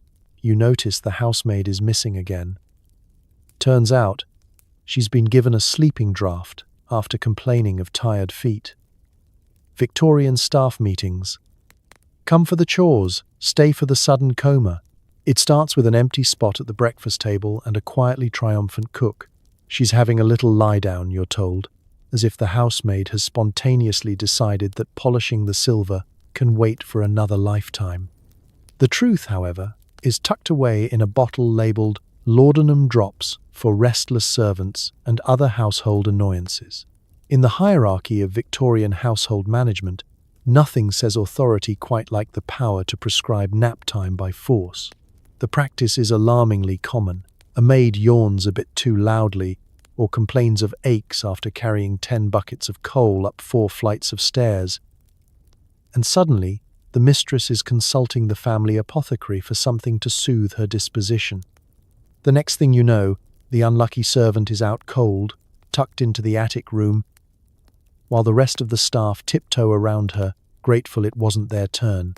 For all the talk of industriousness, sometimes the real secret to a smoothly run household is simply making sure nobody is awake enough to object. The effects of a laudanum sleeping draught are as predictable as they are effective. The housemaid, usually a whirlwind of mending, scrubbing, and muttered curses, is transformed into a model of quiet compliance. If by compliance you mean comatose, you could march a brass band through the hallway and she wouldn't stir, though she might mutter about unfinished linens in her dreams. Of course, this system isn't limited to the help. Whenever a family member threatens to disrupt the domestic calm by catching a cold, showing signs of discontent, or asking inconvenient questions about the household accounts, there's always a bottle ready. But for the staff, there's a certain ruthless efficiency to it. Why deal with complaints, requests for time off, or an outbreak of rebellious energy when you can just prescribe a few drops and return to your embroidery? It's become something of a running joke among the servants. Careful, or you'll end up with the blue bottle. The older maids swap stories of the time. Mrs. Rundle sent 3 girls to bed before tea for excessive sighing. New hires are quietly warned to never show fatigue before dinner. And if the master appears with a teaspoon and a knowing smile, to run for the garden and hide behind the rhododendrons. You might think such tactics would breed resentment, but mostly it breeds a sort of resigned solidarity. The servants know the rules, and the staff who can manage to appear both alert and invisible are the true survivors. Sometimes, when the household is particularly quiet, you wonder how much of the silence is hard work and how much is laudanum-induced peace. As evening falls, the missing housemaid reappears, groggy, confused, and with absolutely no memory of the great silver Polish of 62, she's given a cup of tea, a biscuit, and a gentle reminder to pace herself in the future. The mistress, satisfied with the return of order, retires to her own room. the bottle of laudanum tucked neatly beside her perfume. In Victorian England, the art of staff management isn't all about discipline and efficiency. Sometimes it's simply a matter of knowing when to put everyone to bed and having the right bottle handy to do it. The village herbalist offers an herbal calmative. You realize, too late, that her main ingredient is poppy, and that you're about to nap through the next 3 days of embroidery practice. It's a brisk morning in the countryside, and you find yourself knocking on the crooked door of Mrs. Thimble, the village's trusted herbalist and suspected witch.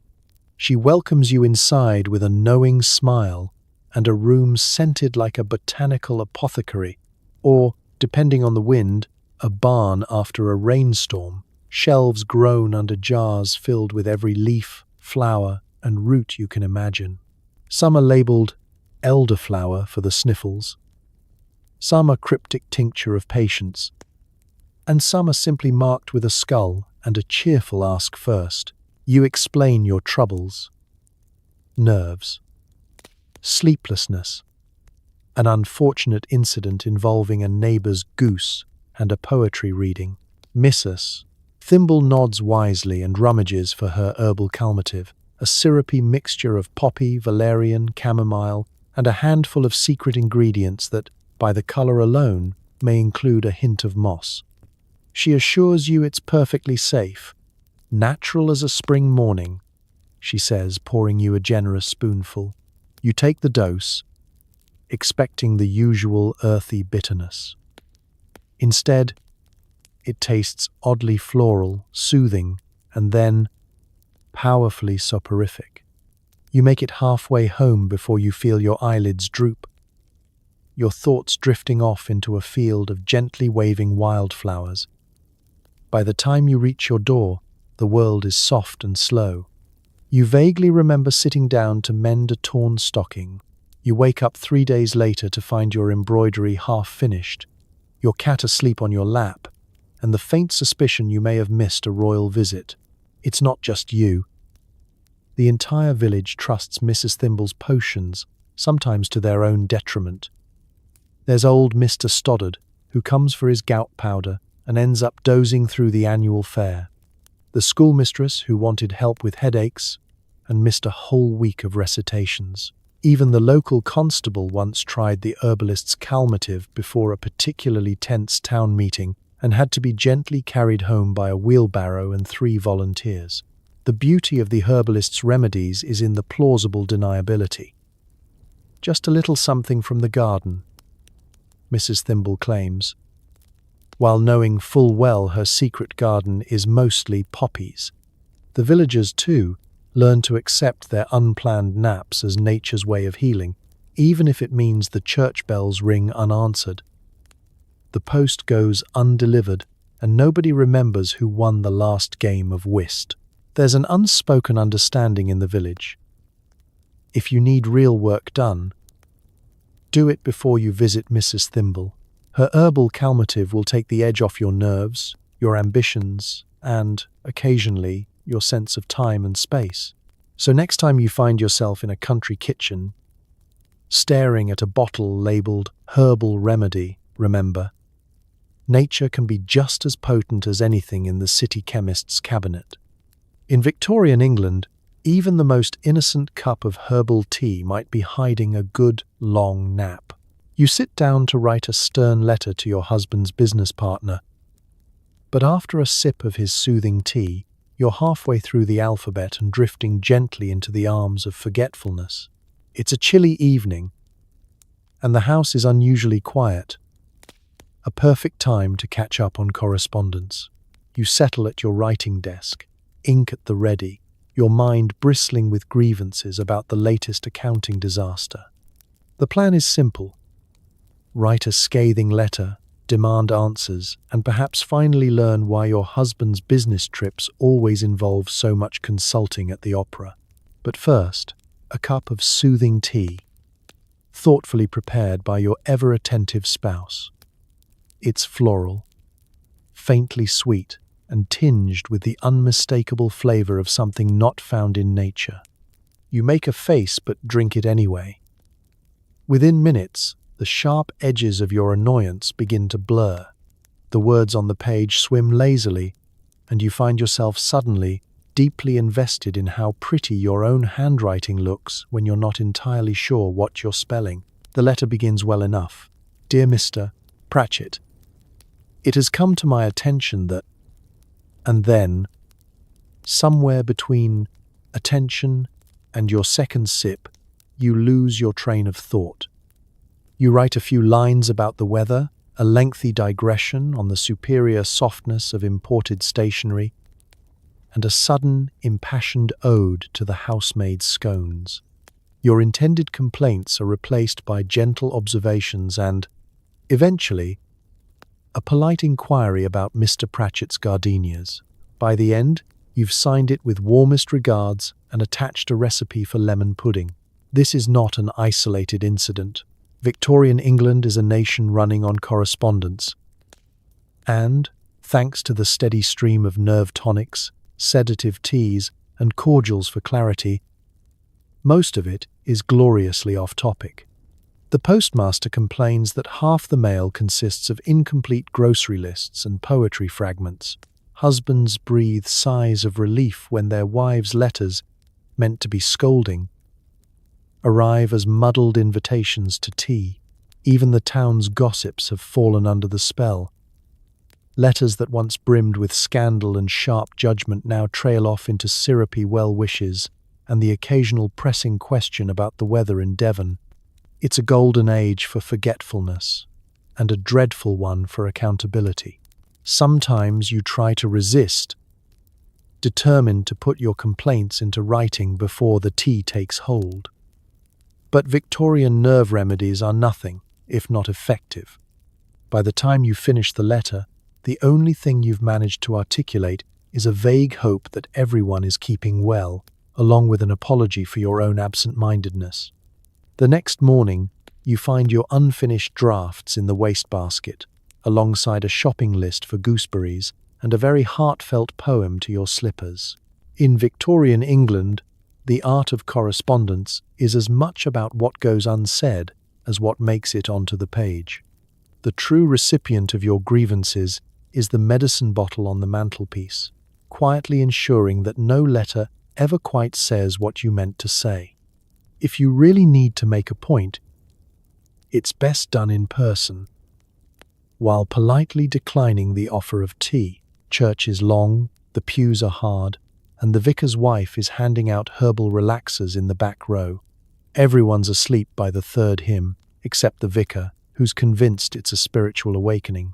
Sunday morning arrives, and with it, the slow march to church. The whole village gathers, dressed in uncomfortable finery, shuffling into pews that were clearly designed to encourage humility and possibly poor circulation. The air is thick with incense, damp wool, and the faint whiff of whatever was in Mrs. Featherstone's breakfast cordial. As the congregation settles, you notice a quiet commotion in the last row. The vicar's wife, guardian of parish calm, is distributing her famous herbal relaxers to anyone wise enough to make eye contact. The relaxers come in the form of peppermint lozenges, or sometimes as a discreet tincture slipped into your tea. Their secret ingredient? A heavy dose of valerian, a pinch of opium, and, for the truly unruly, a bit of ether to aid reflection. Within minutes, the restless children are nodding off, the elderly parishioners are snoring, and even the most devout are blinking in slow motion as the second hymn begins. You can practically hear the village cat, locked outside, protesting that it missed the best nap of the week. The vicar, meanwhile, soldiers on, preaching with the passionate conviction of a man who believes every eyelid droop is a sign of rapt attention. He takes the snores as evidence of deep spiritual connection. A flock so tranquil, they are moved to peaceful slumber by the word alone. Mrs. Featherstone mutters her amens between delicate snoozes, and by the time the sermon reaches Leviticus, half the congregation has achieved a state of divine unconsciousness. It's an unspoken village tradition. The vicar's wife has long understood that a peaceful church is a happy church, and that there are only so many verses of all things bright and beautiful the human mind can endure unaided. She started handing out her relaxers after the infamous pew-rattling incident of '56, when 3 children escaped mid-sermon and the choir nearly staged a revolt over the length of the reading. Since then, attendance has never been higher, if not always more alert. Every so often, a newcomer refuses the lozenge, determined to experience the full force of Victorian worship unmedicated. They rarely last more than a few Sundays. Soon enough, they're sidling up to the vicar's wife, mumbling something about anxiety and leaving church clutching a discreet paper packet, already dreaming of afternoon naps. After the service, the congregation drifts home, still a little foggy, blinking in the sunlight. Conversations are slow and serene, and everyone agrees it was a particularly moving sermon. The vicar beams, convinced he has achieved pastoral perfection. The village children, blissfully rested, spend the afternoon getting into the sort of mischief only possible when you've slept through most of your spiritual obligations. In Victorian England, church isn't just about faith, it's about survival. If you can't endure the sermon, you can at least enjoy a little peace, courtesy of the holy tranquilizer and the vicar's wife. Just don't try to remember what the sermon was about. God will understand. You run out of your tonic, and suddenly the world is too loud, too bright, and everyone's asking why you're so irritable. The answer: Victorian withdrawal, also known as Tuesday. It begins with a rude awakening. No, literally. You wake up to the sound of clattering crockery, a door slamming, and someone outside discussing turnip prices with the urgency of a military operation. Normally, you'd float through the morning, cushioned by a haze of poppy, bromide, or whatever the chemist slipped into your tonic bottle, but not today.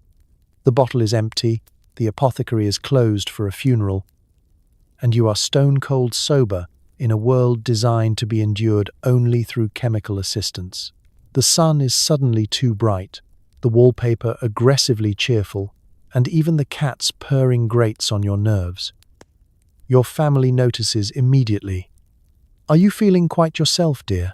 your husband asks, which is Victorian for "why are you talking back?" The children tread carefully, sensing an unfamiliar note of energy in your voice. A dangerous thing in a household that runs on agreeable murmurs and strategically timed naps. Without your usual dose, every inconvenience becomes a crisis. The tea is too hot, the toast is too dry, and the postman's knock sends you into a rage that surprises even the family dog. You try to read, but the words won't settle. You attempt embroidery, only to jab yourself repeatedly and contemplate starting a campaign for safer needles. The staff begin exchanging nervous glances, whispering that the mistress mustn't be left unattended in this state. By midday, you're pacing the parlor, wondering how on earth people survived this era before the invention of ladies' tonic. The world seems full of sharp edges and louder noises. Every sound is amplified: carriage wheels, street criers, the endless drone of relatives discussing nothing at all. You consider making a cup of tea, strong, black, unmedicated, but it only seems to highlight the emptiness of your medicine cabinet. The house is restless. By evening, you've reorganized the pantry, scolded the dog, and written 3 letters to the Times, all of which start well but end in a tirade about the dangers of unchecked wallpaper patterns. Your husband, desperate for peace, discreetly dispatches a servant to the next village to see what can be done. Night falls, and sleep is a distant memory. Without the soothing haze, you lie awake, counting every tick of the clock and reciting your grievances to the ceiling. The family tiptoes around you, terrified you might start a revolution, or worse, an unscheduled conversation. Tomorrow, you're promised, the apothecary will be open, and normal service and silence will resume. In Victorian England, A day without tonic is a glimpse into the raw, unvarnished reality of 19th century life, and it's frankly too much for anyone.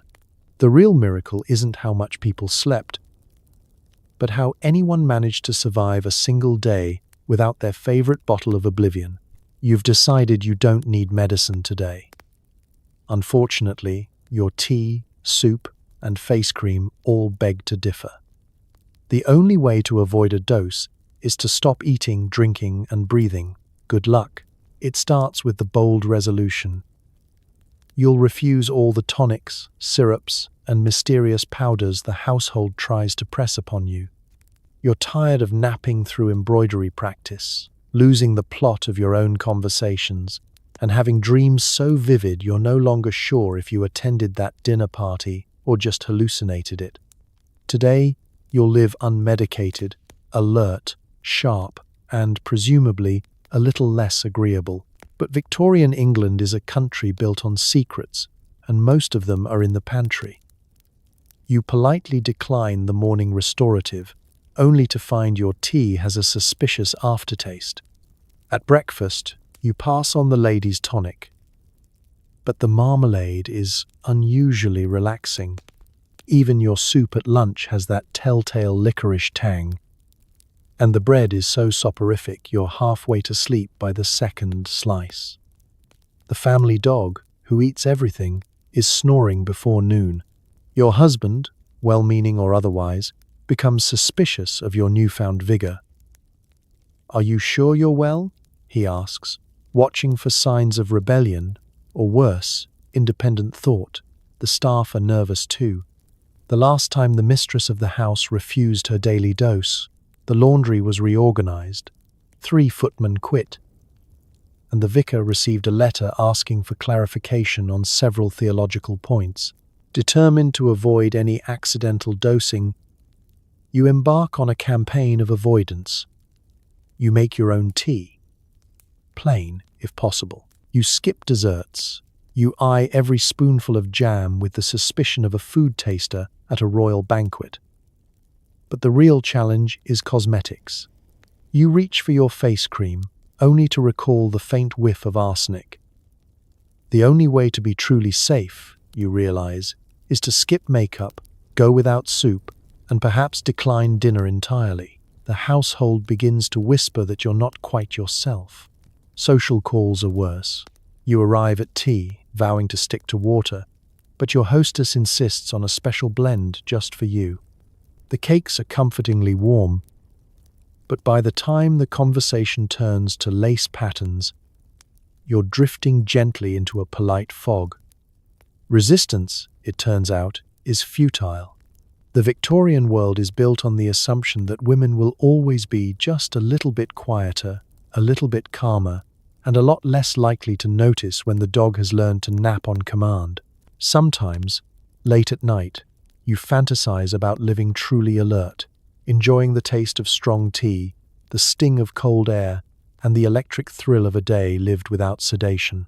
But you know that, here and now, such rebellion can only last as long as your willpower, and before the next meal, you'll be back on the family prescription, one soothing dose at a time. In the end, you realize that surviving as a Victorian woman isn't about avoiding the tonics.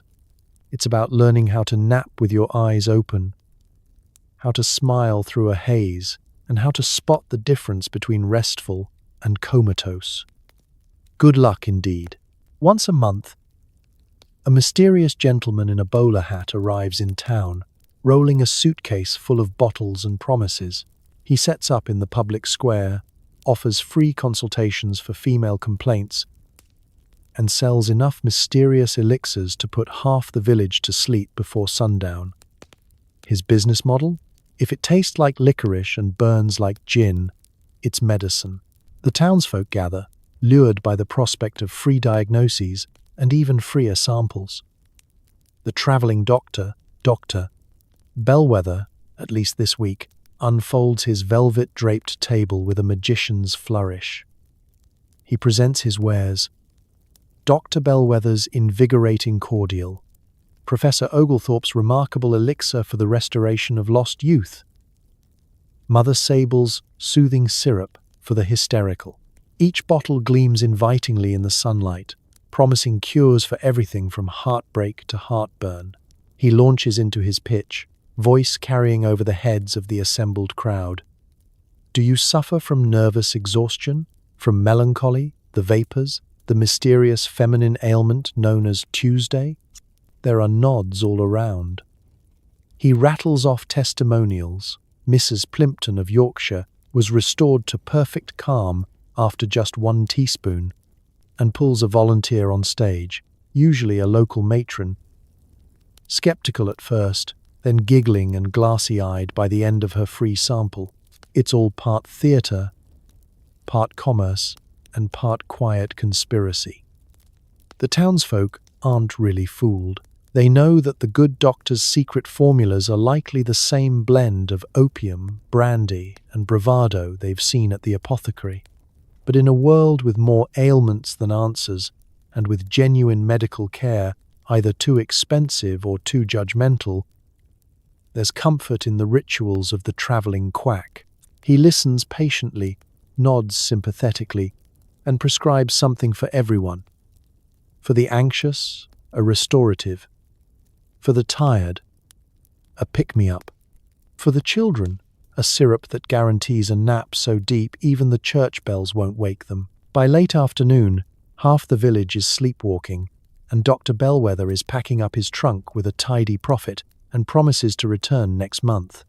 The doctor leaves behind a town grateful for the excuse to nap through their troubles and blissfully unconcerned about tomorrow's headaches, literal or otherwise. Of course, by morning, complaints return, and the town nurse is left to sweep up the empty bottles and reassure everyone that the effects will wear off in a day or two. But for a few dreamy hours, Victorian England is a place where miracles come in bottles, worries are solved with a swig, and the line between science and snake oil is deliciously blurred. In the end, the travelling quack is less a fraud and more a folk hero, reminding everyone that sometimes what you need most is a story, a spoonful, and a nice long nap. It's that time of the month, which means your only options are a hot water bottle, an urgent prayer, or the infamous Dr. Allen's uterine pills. Nobody knows what's in them. Possibly mercury, probably opium, definitely something that makes you forget how calendars work. Side effects may include sudden napping and never being allowed to talk about menstruation again. The morning starts with a sense of foreboding and a discreet handkerchief tucked up your sleeve. You mention a delicate indisposition at breakfast, prompting your husband to drop his toast and flee for the garden. The household, suddenly gripped by collective amnesia, pretends not to notice that you're clutching your stomach and scowling at anyone who suggests a long walk. Victorian England has a solution for everything except talking about women's health in public. The family physician is called tiptoeing into the drawing room with a professional air of embarrassment. He asks a series of vague, roundabout questions. A touch of the nerves? A seasonal malaise? Perhaps the weather is too bracing, and is relieved when you nod at random. He scribbles out a prescription for Dr. Allen's uterine pills, which arrive in a little paper packet decorated with cherubs and an overwhelming scent of camphor. The pills are, according to the label, guaranteed to relieve all feminine complaints. According to personal experience, they're guaranteed to make you sleep until Thursday and forget why you were cross in the first place. You take one, then another, and suddenly find yourself dozing on the fainting couch, dreaming of a future where women's pain is taken seriously and the word uterus can be uttered without risk of fainting in the parlor. For extra measure, you're also handed a bottle of soothing cordial, which the cook assures you was her own mother's remedy. It tastes like mint, licorice, and resignation. The household staff tiptoe around, quietly grateful that the mistress is now less likely to reorganize the pantry in a fit of hormonal energy. The children are warned not to excite mama, and even the family dog gives you a wide berth until the crisis passes. Of course, Victorian etiquette means that any public acknowledgement of the monthly problem is forbidden. Should you attempt to mention cramps or discomfort in polite society, you'll be met with a wall of coughs, rustling newspapers, and a hasty offer of more tea. You're expected to carry on, serene and unbothered, even if you're secretly calculating the distance to the nearest hot water bottle with military precision. By week's end, you emerge from your chemical cocoon, slightly groggy, but restored to the required standard of cheerful docility. The household breathes a collective sigh of relief, and life resumes its usual pattern of not mentioning the unmentionable. Doctor, Alan's pills are tucked away for next month, and you return to your regular tonic, grateful that at least one Victorian solution works as advertised. Silence. In Victorian England, managing the monthly problem means swallowing whatever remedy is handed to you, pretending nothing is wrong, and hoping next month's crisis passes just as quietly. Medical progress, after all, can only move as fast as the conversation, and in this house, it's best to keep both to a whisper. You're not sleeping well, so your husband suggests a new cure, hypnotism. A local gentleman with a swinging pocket watch and absolutely no training in psychology is here to help. You agree, mostly out of boredom.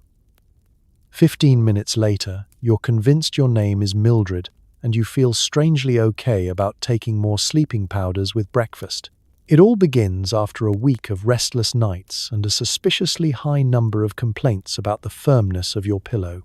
The household is running out of tonics, your doctor is on holiday in Bath, and the only remaining option is the latest Parisian fad, hypnotic suggestion. Your husband insists it's perfectly scientific, having read about it in an illustrated pamphlet at the barber's.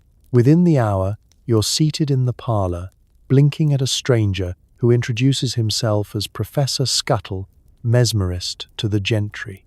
He sets the scene, drapes pulled, candles flickering, everyone else sent out of the room for your privacy. Professor Scuttle sports a magnificent moustache and the kind of confidence that comes only from never having studied medicine. He dangles a silver pocket watch in front of your eyes. Intoning with theatrical gravity, you are getting very sleepy. The effect is immediate, mostly because you've spent the last 3 years practicing polite boredom at dinner parties. As the minutes drag on, your mind wanders, first to your grocery list, then to the dust on the chandelier, and finally to the possibility that Professor Scuttle may have hypnotized himself. Suddenly, he declares that you are now calm, agreeable, and unlikely to trouble yourself with complex thoughts. You nod. Because what else is there to do? He snaps his fingers, congratulates himself on a job well done, and accepts payment in the form of a slice of seed cake and a promise not to mention this to the vicar. Oddly enough, you do feel calmer, if only because the entire episode was so surreal that it's hard to muster any strong opinions about the state of the drapes or the quality of your sleep. You wander through the rest of your day in a mild daze, less inclined to fret, more likely to agree to whatever anyone suggests, and with a new sense of resignation about the inevitability of being prescribed more powders just in case. The real magic of Victorian hypnotism isn't in curing sleeplessness. It's in persuading everyone involved that something has been done.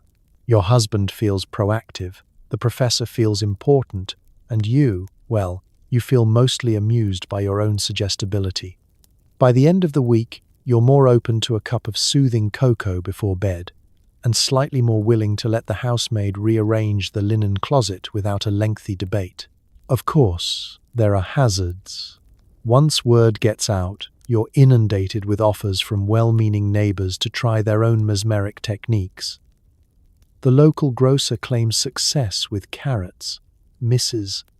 Featherstone suggests knitting while humming in a circle. Eventually, you realize that in Victorian England, hypnotism is less about the mind and more about the endless search for a new excuse to avoid difficult conversations and maybe get an extra nap. In the end, your sleep is no better or worse than before, but now Whenever someone snaps their fingers or asks if you're feeling suggestible, you simply smile, nod, and wonder quietly if your name really ever was Mildred. It hardly matters. After all, in this world, a wandering mind is just another reason to try the next fashionable cure. You dared to laugh a little too loudly at the dinner table, and suddenly you're being diagnosed with moral insanity. A new condition sweeping the parlor rooms of England. The only known treatment? A strict regimen of calming tonics, quiet time in your room, and absolutely no more opinions about the Prime Minister. It all happens with remarkable speed. 1 minute, you're sharing a harmless anecdote about Mrs. Featherstone's runaway goose. The next, you're met with stony silence and a flurry of concerned looks. Your aunt-in-law dabs her brow with a lace handkerchief. Your husband shifts uncomfortably in his chair. The local physician, always alert to the dangers of female enthusiasm, clears his throat and offers his verdict. Moral insanity, my dear. Very fashionable these days. Moral insanity is the latest trend in Victorian medicine, a delightful catch-all for any behavior that fails to meet the gold standard of quiet obedience. Did you laugh too hard? Raise your voice? Express a desire to go outside unchaperoned. All symptoms. The remedy is as predictable as it is potent. Sedatives, rest, and a steady diet of self-reflection, but never self-expression. Within the hour, your household is restructured for your recovery. The maid is instructed to bring only the blandest of teas. You're forbidden from reading anything more exciting than the shipping forecasts. Every letter you write is intercepted for your own good. And you're given long walks in the garden, provided you promise not to speak to the gardener. The medicine cabinet fills with calming powders, gentle elixirs, and nerve teas, each one duller and more sedating than the last. Your relatives take turns peeking in on you, searching for signs of unruliness or, worse, amusement. The physician returns daily, testing your pulse, asking if you feel more moral yet, and offering another round of his patent virtue drops. You are encouraged to spend your days quietly embroidering, gazing out the window, and reflecting on the dangers of unchecked mirth. It's an impressive system of social control. For the men, a bad mood is overwork. For the women, it's moral insanity, and the solution is always the same. Less stimulation, more sedation. The irony, of course, is that the less you do, the less you care. By the end of the week, you're so thoroughly medicated that even the most outrageous family scandal barely registers. You might as well be furniture. Eventually, you're pronounced much improved, which is to say, quieter, less likely to giggle, and unlikely to mention politics again. Life resumes, with only the occasional sideways glance to remind you that your moral compass is under constant surveillance. You learn that, in Victorian England, the greatest crime is often joy, and the safest course is to keep your laughter bottled up and your medicine bottle close at hand. So the next time you feel a giggle coming on, remember, in the eyes of Victorian society, a good sedative is worth 1,000 apologies, and moral insanity is just another reason to keep calm and carry on quietly. You start to wonder why the children nap for 5 hours and the family cat hasn't blinked since Tuesday. Turns out, the childproof cabinet isn't keeping medicine away from curious hands. It's just keeping the whole household gently sedated. In Victorian times, if you weren't dozing, you probably hadn't had your lunch yet. It begins with an ordinary day. Children playing underfoot, the dog barking at pigeons, and the cat draped luxuriously across the windowsill. The air is thick with the scent of boiled beef and an undercurrent of something medicinal. In the kitchen, a gleaming cabinet stands against the wall, locked tight and labeled, "For emergencies only." In reality, It's opened at least twice before tea. Inside, bottles and tins jostle for space. Soothing syrup, children's cordial, Mrs. McGinty's restful drops, and a mysterious jar simply marked, "Don't touch," unless desperate. The adults are careful, but a teaspoon here, a drop there, and soon the entire household is on the same schedule. Breakfast, play, dose, nap, repeat. The children, who once staged elaborate puppet shows and chased each other through the drawing room, are suddenly models of tranquility. Their afternoon tantrums are replaced by synchronized napping, and the only noise after lunch is the gentle chorus of snores and the occasional dream mumble about pudding. The housemaid, initially relieved, soon finds herself with little to do but dust the already spotless nursery and check on the cat, who is now sprawled like a stuffed toy, occasionally twitching a whisker in what might be a dream. You're not immune. The urge to just try a bit of the children's cordial for your own nerves is strong, especially after the third tea party of the week. The instructions promise peaceful slumber for infants and adults alike, and you find yourself drifting off mid-embroidery, needle dangling, thoughts softly padded by the twin comforts of sugar and opium. Even the family pets are caught in the wave of tranquility. The cat, always partial to a saucer of milk, laps up a drop of cordial with apparent delight and is rarely seen vertical for the rest of the day. The dog, sensing the household's shift, abandons its patrol duties in favor of napping beneath the chaise lounge, dreaming no doubt of quieter times and fewer bath nights. The beauty of the Victorian childproof cabinet isn't in what it keeps out. It's in how much it lets in. Every ache, every fret, every inconvenient outburst is answered with a dose, a nap, and a vague promise that everyone will feel better in the morning. The real surprise is that the house continues to run at all, fueled more by sedation than by discipline. By evening, the house is calm. The children are angelic, and you have to poke the cat just to be sure it's still breathing. The doctor visits for supper and remarks on the peaceful atmosphere. You smile, pour him a sherry, and discreetly check that the cabinet is locked, just in case tomorrow is livelier than today. In Victorian England, the true sign of a well-ordered home isn't quiet obedience, it's quiet, full stop. If everyone's asleep, congratulations, you're doing something right. Just don't forget where you put the key. So here we are, drifting at last out of the candlelit haze of Victorian England, a place where every teacup was suspicious, every doctor looked like he'd double as a stage magician, and feeling a bit off usually meant you were about 5 minutes from being prescribed an opium nightcap. Tonight, we travelled the softly carpeted, utterly absurd corridors of history, where survival meant more than just making it through the day.